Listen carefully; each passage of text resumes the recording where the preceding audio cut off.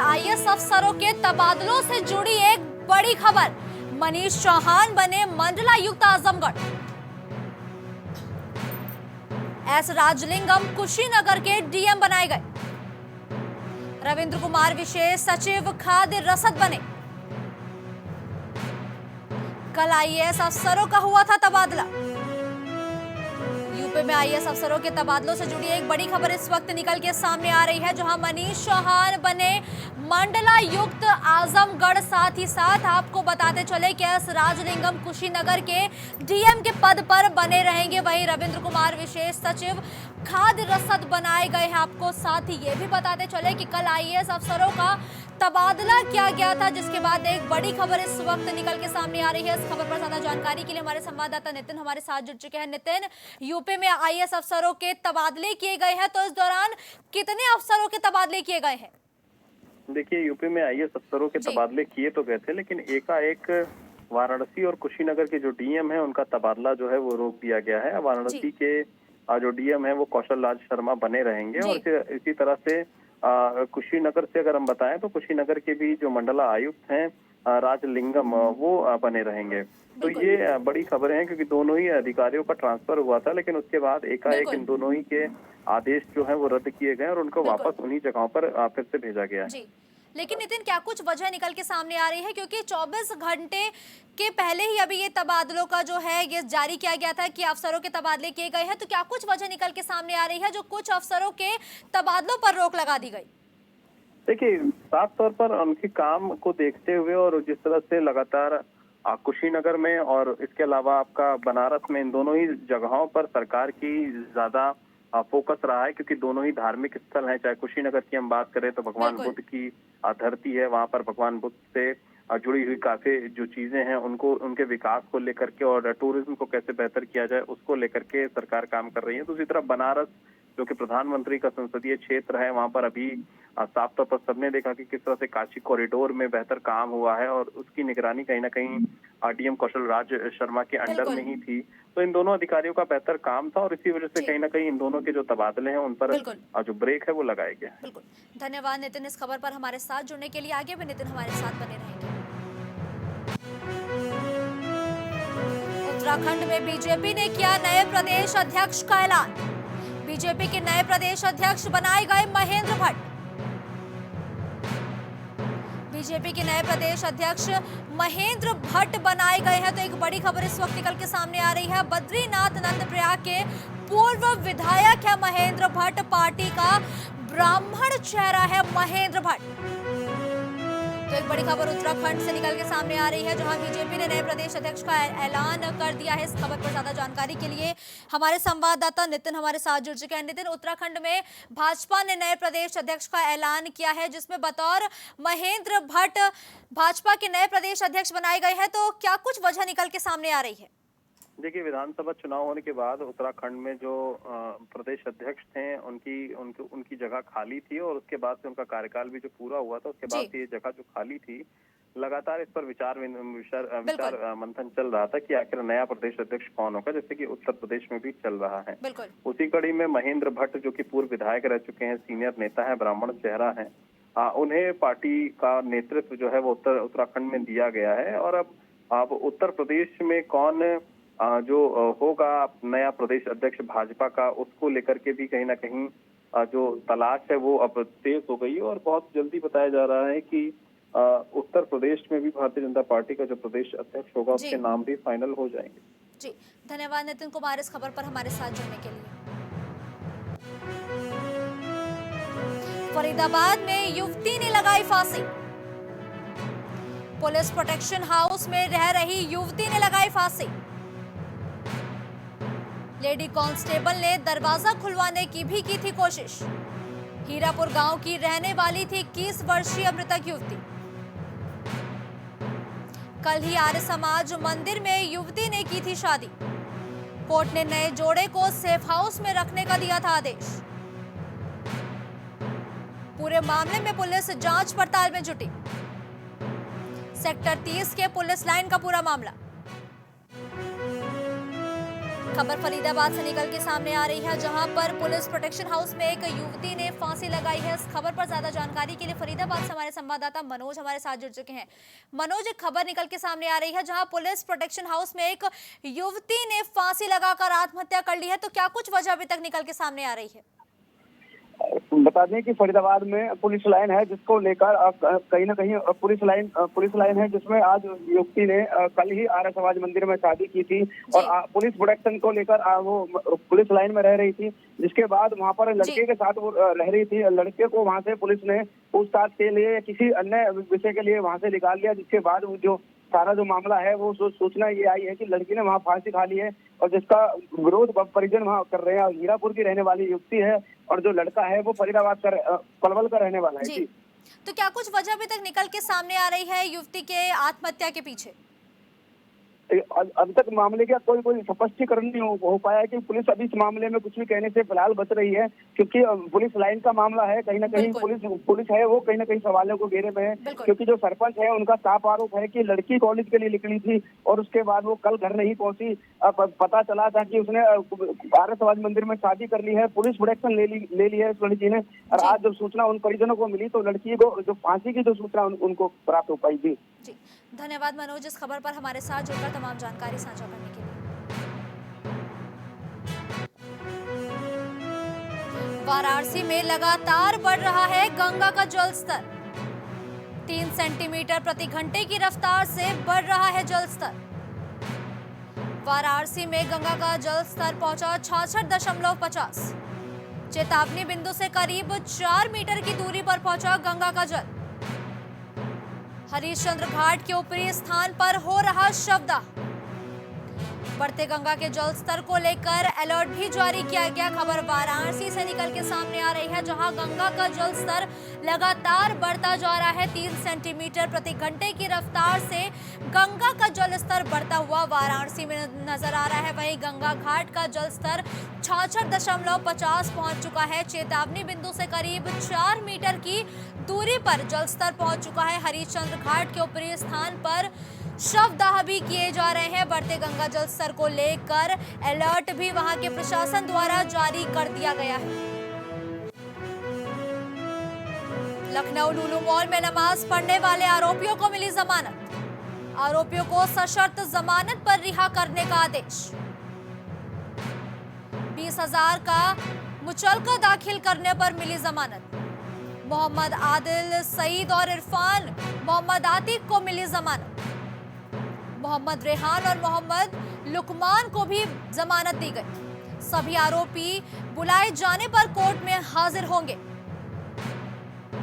सबूतों से छेड़छाड़ और गवाहों को धमकाएंगे नहीं, कोर्ट ने आदेश जारी करते हुए आरोपियों को रिहा किया है। लुलु मॉल में नमाज पढ़ने वाले आरोपियों को जमानत दे दी गई है। आरोपियों को सशर्त जमानत पर रिहा किया गया है। इस खबर पर ज्यादा जानकारी के लिए लखनऊ से हमारे संवाददाता विभांशु हमारे साथ जुड़ चुके हैं। विभांशु, लुलु मॉल में नमाज पढ़ने वाले नमाजियों को रिहा कर दिया गया है, क्या कुछ कोर्ट ने आदेश जारी किया है और किस शर्त पर उन्हें रिहा किया गया है?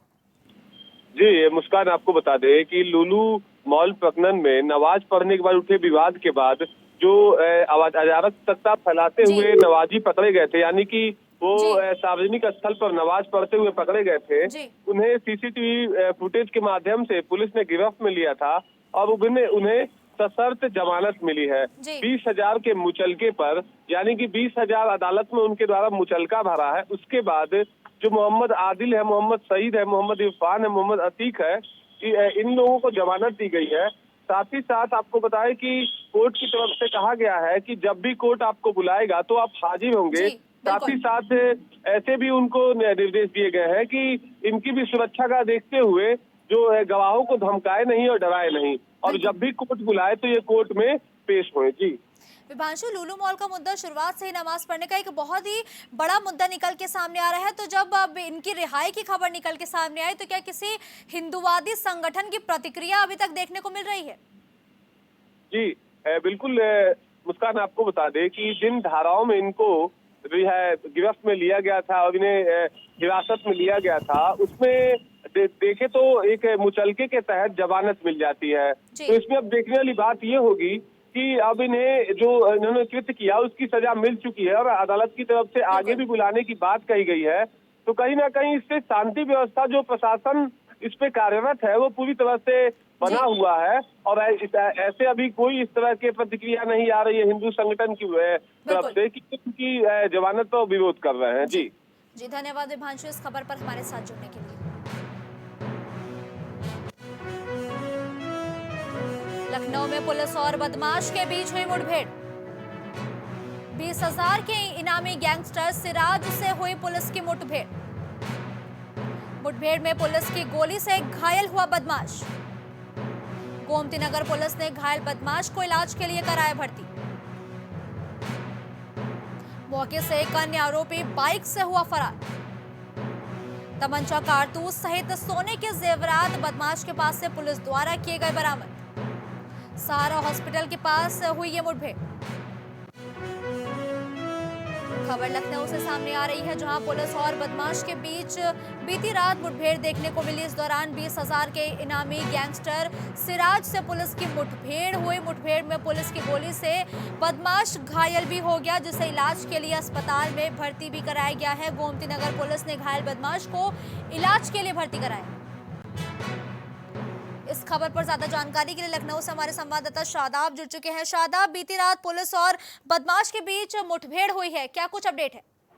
देखिए मुस्कान, मैं बता दूं कि देर रात 20,000 का इनामी गैंगस्टर सिराज से पुलिस की मुठभेड़ हुई, जिसमें सिराज के पैर में गोली लगी है और वहीं मौके पे एक और बदमाश जो साथ में था इसके, उसको वो भागने में कामयाब रहा। फिलहाल जो पुलिस टीमें हैं वो दबिश दे रही है, उनका साफ तौर पर कहना है कि जल्द से जल्द इनकी गिरफ्तारी होगी। हालांकि जो ये सिराज है जो पुलिस गिरफ्त में आया है, इसके पर 20 से ऊपर मुकदमे लिखे हुए हैं।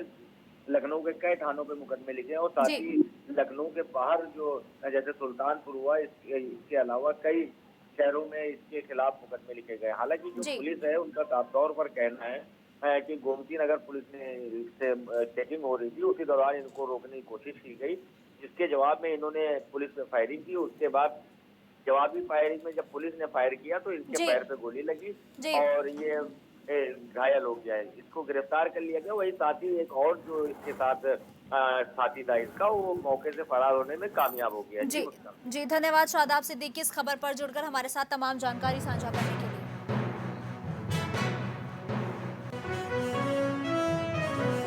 गोंडा में शिक्षिका पूनम गौतम राजनीति में दे सकती है दस्तक। शिक्षिका ने मनकापुर सीट से बतौर प्रत्याशी किया था आवेदन। करवापारा में प्राथमिक पाठशाला में कार्यरत है पूनम। कांग्रेस पूर्व जिलाध्यक्ष वीरेंद्र पटेल ने शिक्षिका के खिलाफ खोला मोर्चा। पूर्व जिलाध्यक्ष ने सीएम को पत्र लिखकर उठाई कार्रवाई की मांग। बीएसए ने जारी किया फरमान, 1 हफ्ते में जांच कर मांगा स्पष्टीकरण। तो खबर गोंडा से आपको बताते चले, जहां शिक्षिका पूनम राजनीति में दस्तक दे सकती है। शिक्षिका ने मनकापुर सीट से बतौर प्रत्याशी आवेदन किया था। करवापारा में प्राथमिक पाठशाला में कार्यरत है पूनम। इस खबर पर ज्यादा जानकारी के लिए गोंडा से हमारे संवाददाता हेमराज जुड़ चुके हैं। खेमराज, एक खबर निकल के सामने आ रही है गोंडा से, जहां पर एक शिक्षिका है वो राजनीति में दस्तक देने की पूरी तरह से कोशिश कर रही है। जी बिल्कुल, इस खबर पे हम बता दें आपको कि शिक्षिका होने के बाद ही राजनीति में दस्तक देना उनको महंगा पड़ सकता है। ये शिक्षिका पूनम गौतम पूर्व में मनकापुर विधानसभा से चुनाव लड़ने के लिए आवेदन किया था। माना जा रहा है जब आप राजनीति में सक्रिय रहेंगी तो बच्चों के भविष्य के साथ खिलवाड़ होगा और शिक्षण कार्य बाधित होगा, जिसका बीएसए अखिलेश प्रताप सिंह ने 1 सप्ताह के अंदर स्पष्टीकरण मांगा है। शिक्षिका पूर्व में विधानसभा मनकापुर विधायक प्रत्याशी के लिए आवेदन किया था। मौके पर विकास खंड इटिया थोक करुआपारा के प्राथमिक पाठशाला में कार्यरत है शिक्षिका। कांग्रेस के पूर्व जिलाध्यक्ष वीरेंद्र पटेल ने शिक्षिका पूनम गौतम की जांच के लिए मुख्यमंत्री को पत्र लिखकर कार्रवाई की मांग की है और बीएसए ने पत्र के माध्यम से विवेचनात्मक कार्रवाई करने के लिए आदेश दिए हैं। खेमराज, अगर देखा जाए तो जो पूनम पांडे जो शिक्षिका है वो कौन सी पार्टी से चुनाव लड़ने वाली थी या निर्दलीय चुनाव लड़ने वाली थी? जी नहीं, ये कांग्रेस पार्टी से अपना जो है वो आवेदन कर चुकी थी मनकापुर विधानसभा से कांग्रेस पार्टी से। जी धन्यवाद खेमराज इस खबर पर हमारे साथ जुड़ने के लिए। अयोध्या में सरयू नदी उफान पर। सरयू नदी में स्नान करते समय नाबालिग कांवड़िया डूबा। पुलिस और स्थानीय गोताखोर कर रहे तलाश। अंबेडकर नगर के बसखारी का रहने वाला है नाबालिग। गोसाईगंज थाना के दिलासीगंज वशिष्ठ आश्रम पर हुआ हादसा। खबर अयोध्या से सामने आ रही है जहां सरयू नदी उफान पर है। वहीं इस दौरान स्नान करते समय एक नाबालिग कांवड़िया डूब गया है। इस खबर पर ज्यादा जानकारी के लिए राघवेंद्र हमारे साथ जुड़ चुके हैं। राघवेंद्र, अयोध्या से एक खबर निकल के सामने आ रही है जहां पर एक नाबालिग गोताखोर स्नान के दौरान डूब गया, तो क्या उसका शव बरामद किया गया है अभी तक?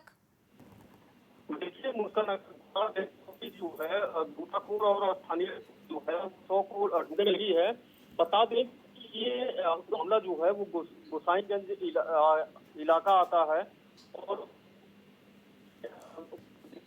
धन्यवाद राघवेंद्र इस खबर पर हमारे साथ जुड़ने के लिए। अमेठी में प्राइम टीवी की खबर का बड़ा असर। एसपी डॉक्टर इलामारन ने लिया एक्शन। एसओजी के 2 सिपाहियों को भी किया गया सस्पेंड। सिपाहियों ने युवक को छोड़ने के लिए की थी पैसों की मांग। सिपाहियों पर 3 लाख रुपए मांगने का लगाया गया आरोप। पीड़ित के परिजनों ने वीडियो किया था वायरल।